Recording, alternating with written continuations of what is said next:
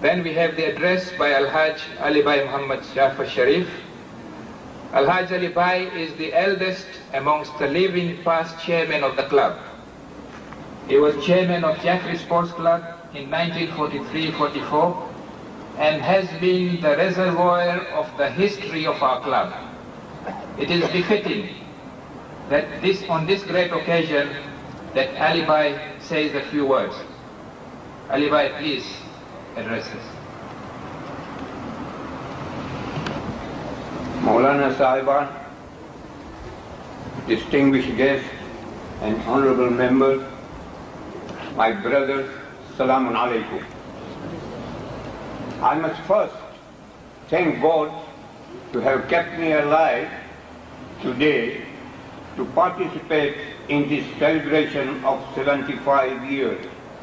I'm not going to repeat about the buildings and how the progress as the chairman had already described.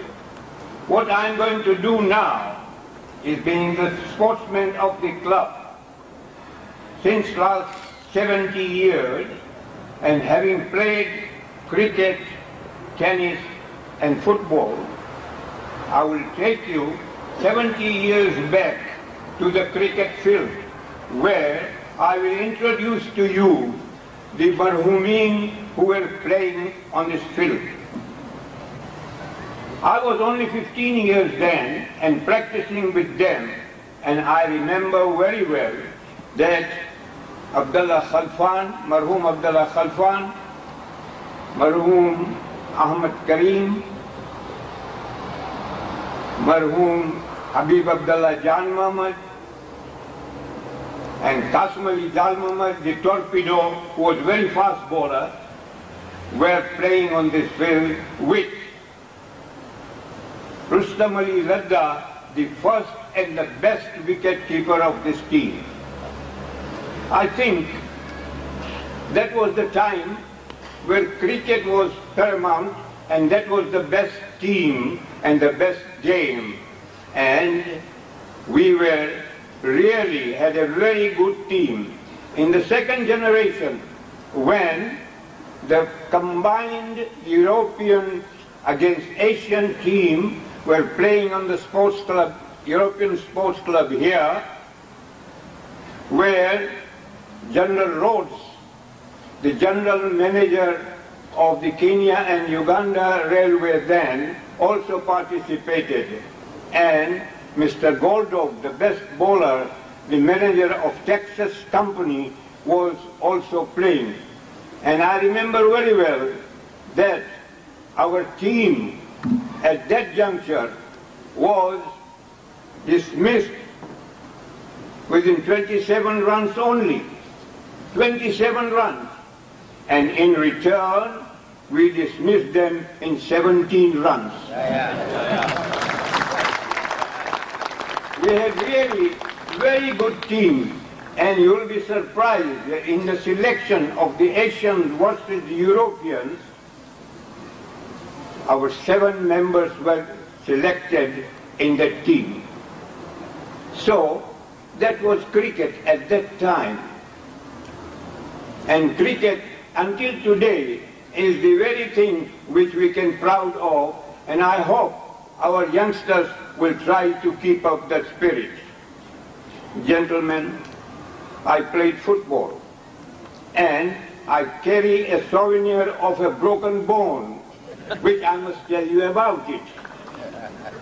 That was in 1927, some 70 years ago, when it was fixed in the native hospital here, but as it was not properly fixed, I went to Zanzibar, and Dr. Ghulam Sen, the son-in-law of Ghulam Sen Mamwali Darsi, Salsabil, fixed it there. But I was getting terrific pain during the rainy and cold season. So when I came back, the mother of Dr. Najibuddin gave me a prescription which helped me, and that was Mumiani. I don't know what they call it in English. Mumiani, dissolved in olive oil or any vegetable oil by heating it a little and then applying it locally.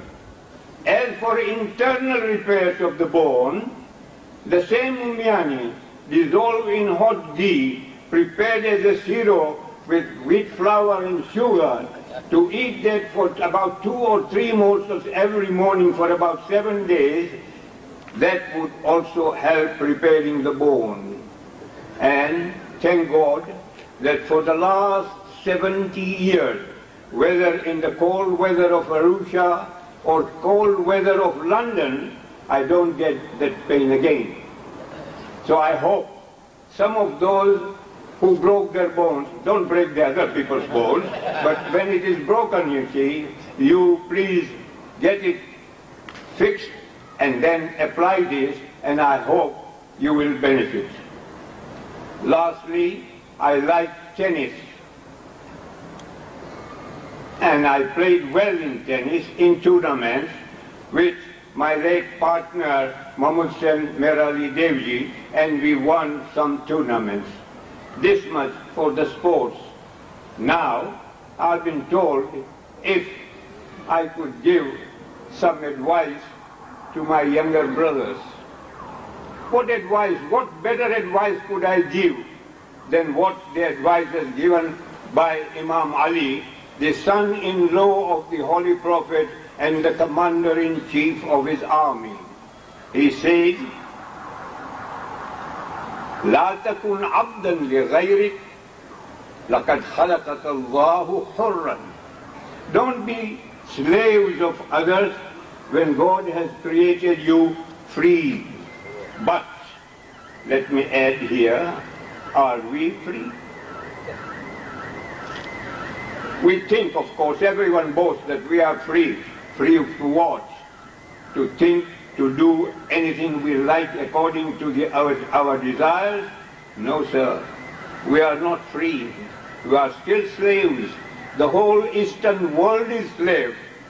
They are following the Western media, the Western culture, the Western fashion, and the Western thoughts.